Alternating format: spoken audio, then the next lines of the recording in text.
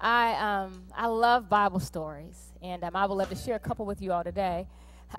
One of my favorite stories is about a guy in the Bible, and his name is David. You've probably heard of him. But before David comes on the scene, there's this prophet named Samuel. And Samuel also speaks forth the words of the Lord. Now, Samuel's been doing that since he was like yay high. And so God hears the cries of the people. The people of Israel is the nation that Samuel is a part of. And they're crying out for a king. They don't want God to be their king anymore. They want a king that they can see. They want a king that'll go out before them in battle and, fight the enemy. So God was like, I've heard their cries and their pleas.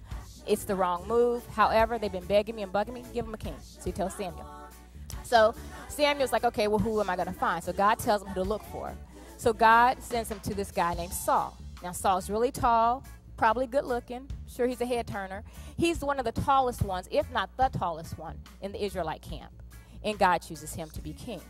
Well, long story short, after a while, Saul starts tripping. He's not obeying God. God told him to do one thing. He's trying to add a little bit like, I know you said to do this, but I thought it'd be better to do that. And God was like, wrong answer, next. So God's about to move Saul out now. So now God told Samuel, go to Bethlehem. Sounds familiar? Go to Bethlehem and anoint a new king for me. Now Samuel's afraid. He's an old guy. And he's like, but Saul's still alive. Saul is still the king. And you want me to go and anoint another king while he's still king? He's like, if he hears about it, he's going to kill me.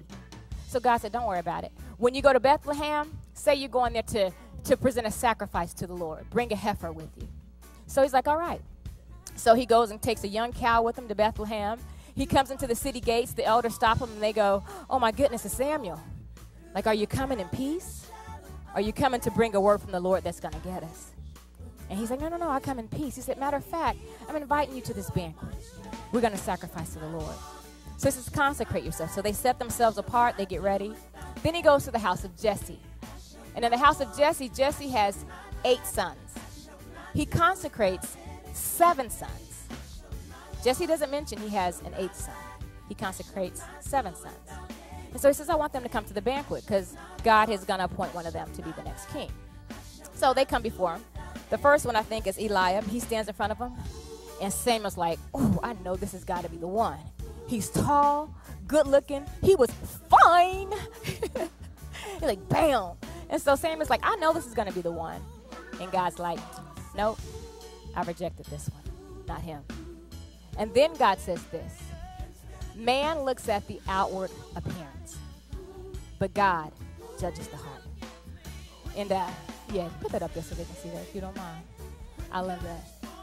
But the Lord said to Samuel, do not consider his appearance or his height, for I've rejected him. That means I've said no to him for this position. The Lord does not look at the things that man looks at. Man looks at the outward appearance, but God looks at the heart. And so he said no. So then he went to the next son. And it was Abinadab, and he's standing there, and he's like, oh, I know it's going to be him.